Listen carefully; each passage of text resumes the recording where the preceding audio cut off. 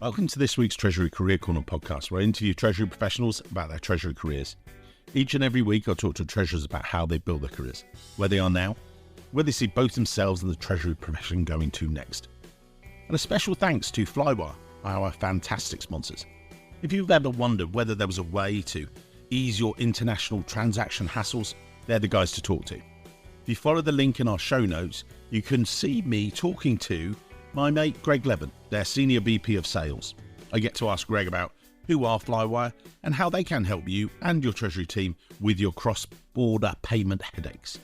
Just follow the link to the interview in today's show notes. And now, let's get on with the show.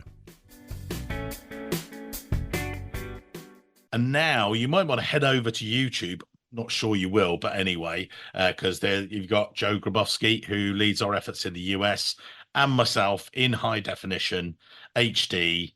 Yeah, you lucky people. Well, okay, so maybe just listen to us. I don't know. Joe's going to talk us through the current state of the US Treasury recruitment market. We'll talk about salaries in a minute. We'll talk about our other plans for 2024. I'll shut up for a second and let Joe talk. So, Joe, talk me through what's going on in the US and what's it like for you? Yeah, absolutely, Mike. Thanks for having me. And again, apologies to the YouTube audience. You got two guys who have faces built for radio that are sitting here talking about Treasury.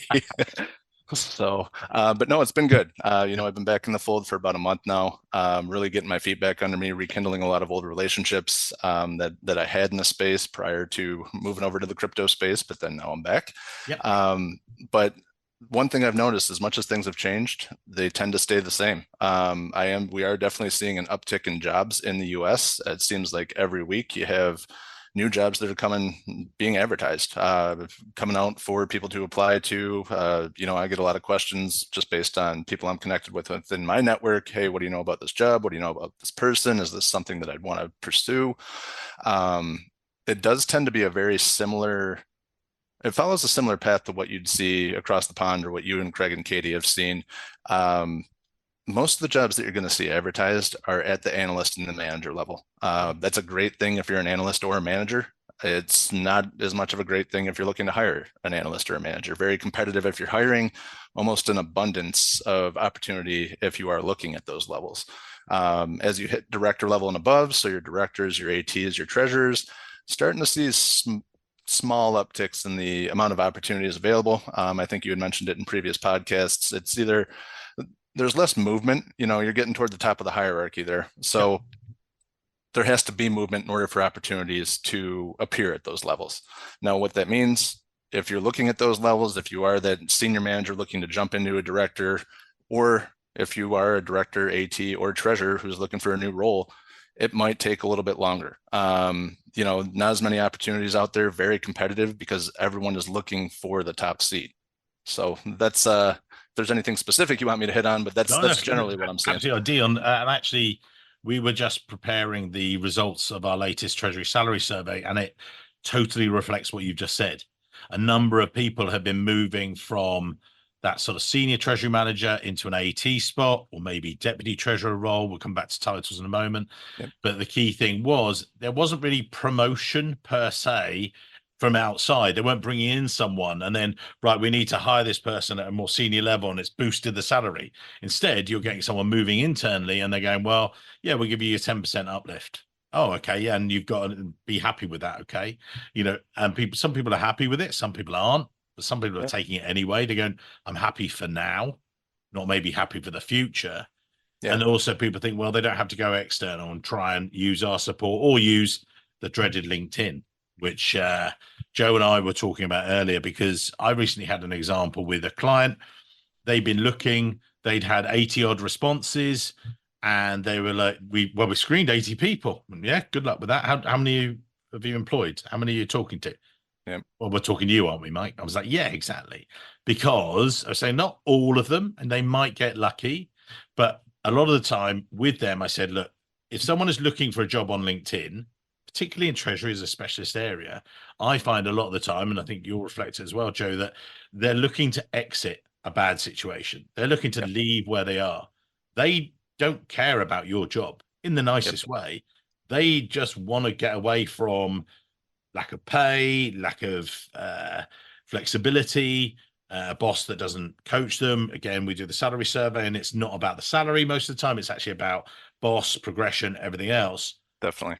And again, I want to shut up for a second, but No. that's what I was just saying to them, is that that's what they were seeing. They said, yeah, actually you saw some nice people, but they just weren't right for us, or they weren't right for us right now. And I'm like, exactly, that's what whereas then, and the first person I thought of actually eventually got the job, but they were like, oh, we want to see some more. So I had 12 people for them. They went through and they said, yeah, we've got that one right person. And I've known them for 10 years. So it's a career step for them. It Whereas is. that's the key thing. I mean, you've seen this and you've battled against it in the US for as many years as I have. What are your thoughts in that and about supply and demand? So, Yeah, it's really interesting. So especially when I guess if you break down the hierarchy overall, your analysts and your managers, they're still on the upswing, right? When yeah, typically the reason why they're looking to leave or why they're looking to change jobs, number one, they want to grow. They either want to yeah, grow their skill set, they want to grow their compensation, they want to grow their title, they want to grow their responsibilities, they want to grow all of the above. Once you start to hit that director level, people, you've already touched strategy. You've already done that, especially when you hit the treasurer's seat. Pretty much a lot of the treasurers that I've spoken with are all of a sudden open to director or AT levels. They're like, look, I don't care what you call me. I just want to like the work that I do. I want to be paid fairly, and I want to work for a company that I respect. So, love it. it's really fascinating. But that also comes down to how you market your role. To your point, it's easy, especially with these positions that are entering the market, it's easy to get lost in the sea, especially as the longer that your job is just sitting out there. You may have 80 applicants, but even if you renew that job posting, it's getting lower and lower down the totem pole. People are like, hey, XYZ company had this job posted for 6 months. What the heck is wrong with it? Why haven't they been able to Yeah, hire? And that's usually where you and I will get a call, and it's like, well, you got to market this a little bit better. You got to understand why your people, I'm sorry, why your target market would potentially be interested in a role. You have to be able to pitch the growth. You have to be able to pitch like, hey, I'm a treasurer who wants to grow his team. I want to have my lineage spread out into the rest of the treasury market. I, succession I planning. don't mind turnover. I'm not Yeah, afraid yeah, of it. I grow my people. yeah. Well, I think, and you touched on an interesting point there, which crosses into ways of working, i.e., hybrid. I was recently interviewed by a strategic treasurer Yeah. on their podcast, and they said, "Oh, have you got any highlights or any ideas for me?" And I went, "Yeah, great. This is Craig Jeffrey, great guy." I said, "Craig, remote working is dead." He was like, "What? Whoa, okay." I said, "Remote working in treasury is dying out, is dead. If someone needs a remote job, don't use us. Go to LinkedIn. You'll get it maybe, and they get hundreds. But the fact is, treasury by its very nature is a collaborative discipline. I Yeah. commented about this in some of the articles you'll find on our website, treasuryrecruitment.com.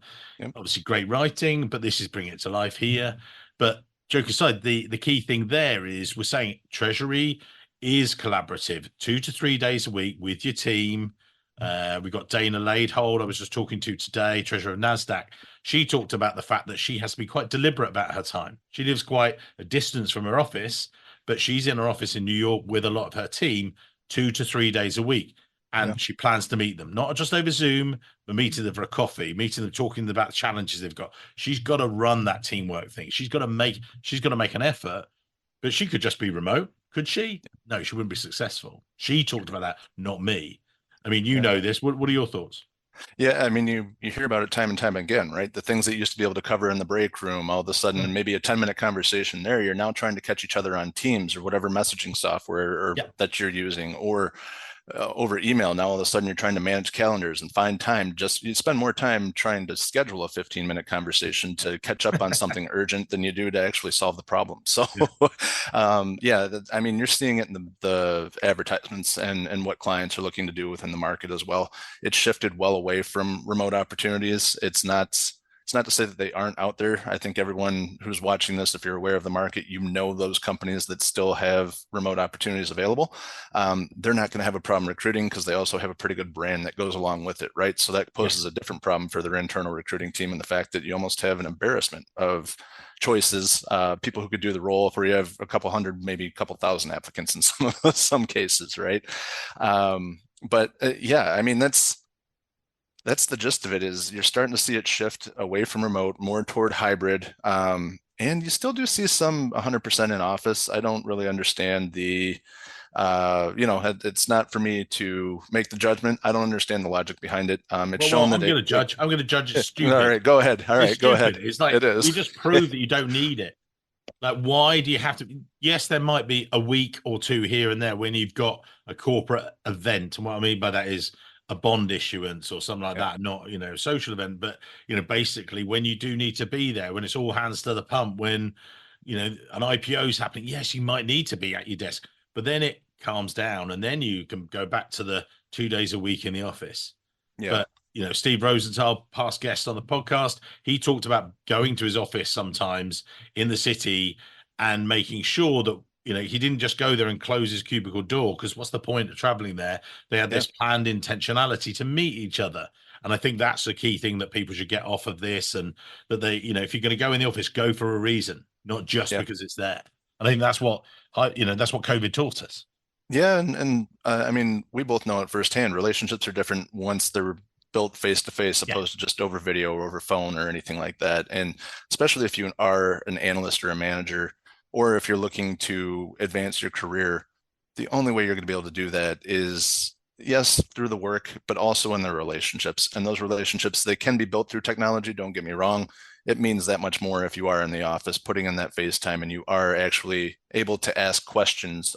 Again, not running into the issue with the messaging software, trying to find time on a calendar or anything like that. Just being in the pit with your team, being able to talk, ask questions, and get to know each other a little bit better. It's much different being able to work asynchronously that way. And talking about salaries, I just want to jump into that. We've just Yeah. published our latest set of results. It's quite an interesting one. A couple of our rivals are like, oh, we're going to do a salary survey. I'm like, the great thing for us, we've done ours for like 10 years, but really it's evolved and evolved. And now we've got over 1,000 people doing it on a constant basis. People say, oh, when do you do it? Every day. Well, yeah, it's an ongoing survey. So we make sure anyone that is part of it is, we have their up-to-date salary information from less than 6 months ago. People are like, wow. And we just get them to update it. Click, 30 seconds, done. Now, what are you seeing salaries wise when you're talking to people across the US? Yeah, it's kind of interesting. I don't want to say that it's leveled out, but you've had the last couple of years where there have been increases, probably making up for not only inflation, but for, I mean, basically is an opportunity to retain your team after COVID. If you were frozen on merit increases or bonuses or anything like that, it's typically been made up over the last couple of years.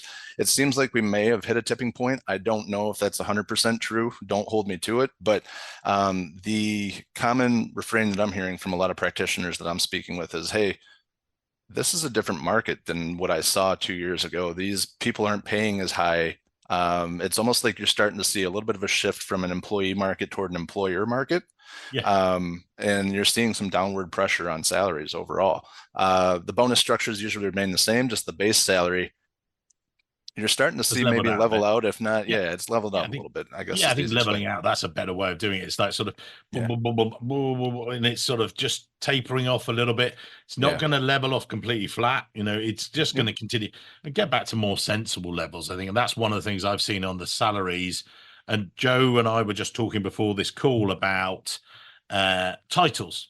In our salary survey, it's an interesting one because US titles are slightly different to UK titles, are different to European titles, but we put them into various buckets, into categories, if you like. So we go everything from treasury analyst dealer to global treasurer. And, people have said to me, oh, well, what about this level? Where am I? Where do you see this? I said, look, come and talk to me. Individual advice. But the general rule of thumb is, and again, we talked about this, that I had previously treasurers, if you like, in, say, the UK market, that might be treasurers of housing associations. Now, at the end of the day, their title was group treasurer. They are a treasurer, but they run the treasury for a housing association. So they cover one currency. They're very cash centric, no FX, nothing else. And they then have the same title as a global treasurer, that ran the treasury, 3 different regional treasury centers globally, 95 countries. So they're pretty different jobs and they've got different rewards, so One is, well into the six figures. One's near, probably just into the six figures. So Yep. it's quite different, and that's where you and I talked about that. And as you say, there are different titles in the US, aren't there? So that's one of the things. Yeah, there are different titles. Typically, what you'll see over here is just your analyst, your manager, your senior manager, your director, your AT, or your assistant treasurer, and then your Yeah, treasurer. yeah, So maybe not as advanced as some of the titles, or segregated some of the titles that you'll see in other markets, but that's yeah, typically what we see over here. Where I mean, salary and compensation is always the trickiest part of this because it's subjective, right? It's yeah, just it's based on your location. It's based on the size of the company that you're working for. It's based on the responsibility. If you're straight cash and you don't have any FX or you don't have any capital markets responsibilities, you can't compare apples to apples that mm, way, right? So it's you have just a number of different factors. That's where it's usually, if you have the question about it, it's usually good to take a look at how really we want to, or I'm sorry, it's really just good to ask someone like a you or a me yeah. for that specialized advice. Ask Like, us, hey, where ask should us. I be? Where should I be Yeah, benchmarked? yeah, and that's it, and that's what we're here for as well. Yeah, And so that we've done it for definitely. 20 plus years. So that's one of the things. Yeah, yeah. And Mike, I got to ask you, you're putting a lot of focus on the US. Obviously, I'm back over here and, Yeah. holding down this side of it. When are you heading back? I heard you have some travel plans coming back this way. Next week, well, a week Yeah. and a bit. So it came from one of the worst cups of coffee I've ever had. We didn't put that out on everyone. We can talk about this from Chris, my good friend at Prior Cashman. I'm sitting having a coffee with him last September. I've done the Treasury Career Corner live events where I talk to people, and you've heard it on the podcast if you're a regular listener.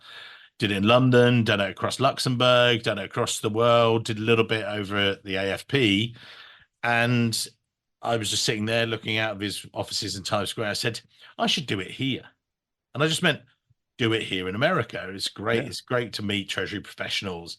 And he went, yeah, great. You can do it here. I was like, what do you mean? Come with me. Took me down the corridor to his amazing conference room. And that was September. And at the beginning of March, over 2 nights, we're going to have over 120 Treasury professionals in total, talking for 2 nights in a row about Treasury. We've got Dana Laidhold from NASDAQ. We've got Chris Kokan from Endeavor Brands, WWE, UFC, and everything else. Yeah. We've also got Borak, previous podcast guest from Louis Vuitton. We've got Brian Harrison, who one day will be on the podcast. Get him on there. We've got Luke from GXO. Great guys. They're the night before. We're talking to some of those guys. We're helping people in the room talk about developing their treasury careers, some of their career journeys. 2 amazing nights. I sometimes think, wow, what am I doing too? It's double the work, but the Yep. fact is, it's going to be 100 treasury professionals over 2 nights in Times Square, and then I do that, and then I'm back, and then I'm off to Cariba Live in Vegas, back via Texpo. So if you're in either of those, see us in Vegas, see you at Texpo, then fly back that week, come straight back to our London event. Last year we had 100 well, it was crazy. The year before we'd had 100 people, 80 people in the room, and we went, oh wow, it's amazing. No, it's not. The following year we had 130 show up on a wet Thursday night in November. The room was stoked, and we're going to do that again this year. It's going to be amazing. Followed by, so back for that, we've got Luxembourg, Greece, back to New York. A bit more, yeah. Then we got Nashville, AFP, and then we've got London. Oh yeah, and we've got Frankfurt. Don't forget Frankfurt. We can't. How can we do that as well? And we've got a couple more. It's just So insane. it is insane. You're going to earn your air miles, and Yeah, good luck figuring out what time zone you're in at a yeah, given time. yeah. It's What was treacherous. I just have to know. You had 81 year, you had 120 plus the next year. What was the main difference there? Like what was there some sort of misunderstood expectation coming into the event the first year where maybe you didn't have the same attendance where all of a sudden, hey, the secret's out. Now all of a sudden you have people banging down the door to get in the event. I think people realize it's about networking, and people want to be back in the room with other treasury professionals. Yeah. And there's a couple of rules we have. We don't, if anyone's listening from a bank, I'm really sorry. If anyone's listening from a consultancy, I'm really sorry. We love you guys. We love to see you at other people's conferences, but it's a very non-sales event. And even though we've got the brand up here, Treasury Recruitment Company, we don't make it salesy. We don't talk about recruitment per se. We'll talk about people issues. Again, you and I have talked barely, yes, if you want to recruit, call us. If you want a new job, send us your resume. But we don't do it, do we? We do it like sort of sometimes I think we should be a bit more overt. We should tell people, but certainly at the events, that's never the case. What we want to do is help Treasury professionals with their Treasury careers. And there was a real need. Everyone was coming up and saying, oh, there's no one else doing this. The associations aren't doing this. We love doing this with you.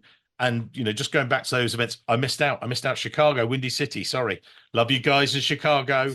Over there, I think. Yeah, there you go. One of the things is, so we do Texpo, London, Windy City Summit, and each of those, I've got Kerry, I've got Raquel live on stage doing Treasury Career Corner lives with those ladies about their Treasury careers in Chicago. I've got Fred Shackney's previous podcast, Tamara Sarah Eisner in Texas, talking about their Treasury careers to show people in the audience what steps they took so people can copy them. They can emulate them. These are amazing global treasurers. Be like them. This is what you need to do. So that's the exciting thing for me, and that's why I think more and more people showed up this year for the London event. I want to go to 180. I want to get 180 Treasury professionals in a room. Okay. We've got an amazing panel. We've already got Dan Ferguson. We've already got lovely Diane Wilson from TI. They're both going to be on stage. And hopefully, I've got an amazing other guest to be announced. He's just trying to work out his schedule. That'd be amazing. And someone said to me the other day, well, you're really busy. I went, yeah, because it's a business. Yeah. So this is what we do. But I get stoked every time you guys are listening to this, you're seeing this. I'm talking to treasurers. That gets my juices flowing. I love it. I talk to Treasury. Oh my God. It's like spending time talking Treasury. I've done it for 25 years, and that's what's helped us get to here. And I bloody love it, and that's why you're on board as well, because you and I just get a buzz. We need more jobs on. So if you are looking to recruit Treasury people, call us at whatever level. Yes, we do retain search. Yes, we also do contingent. Yes, we can give you advice. That's why we're here. So they go a bit more salesy, and we need to do more of that. Yeah, I mean, and again, I'm looking forward to hopefully getting you across. We can do this that we've put forward for the session in Nashville at AFP. We've got a few other ones, and I'm hoping Joe will come and join me on the panel there as well. I mean, anything else you're thinking about? No, not at the moment. Again, it's chasing jobs and just getting to know, again, rekindling a lot of old relationships and just seeing where we go from here. But it's been a fun ride. It's been a fun month, and I look forward to everything that's coming up. Amazing. Thank you, Joe. Well, I'll do the closing bits on the podcast in a second. Look forward to seeing all of you guys in New York or Texas or wherever it might be this year. So thank you. Thanks, Mike. Thanks. Thank you very much for listening to the podcast. I hope you enjoyed it. Wanted to catch up with you at the end of today's podcast to invite you to join us in 2024 at one of our Treasury Career Corner live events throughout the US, throughout Europe, throughout the UK. Actually, we're going to be right the way across. We start the world tour for Treasury Career Corner Live in New York on Wednesday the 6th and Thursday 7th of March. You don't want to miss them. You're going to be there. If you're in New York, please look it up, register. You've listened to the podcast. You can actually get to meet some of the guests live. You get to meet me live. I can't have everything. But anyway, I hope you'll come and join us talking Treasury careers. Each event starts at 6 o'clock with registration, 6:30 to 7:30. I meet with the guests. I talk to them on a live panel. It's a live version of the podcast after all. And then we do networking drinks. So the first one, say in New York in Times Square, then we actually move on. We've only got 65 people per night at that, so we're booking up, and then we're hitting the road. We're doing Treasury Career Corner Live in cities across the US, UK, and Europe. We'll be at Kyriba Live in Las Vegas. We'll be at Texpo in Houston. We're also stopping off in Dallas. And then we've got other of our own events in Chicago, London, Athens, Luxembourg, Frankfurt. What could be better? So if you keep an eye on the website, we'd love to see you there. Keep an eye out for dates and venues. We're coming to a city near you. If you want to connect with us, just reach out to me. Can't wait to see you in 2024. Treasury Career Corner Live, the World Tour. See you soon.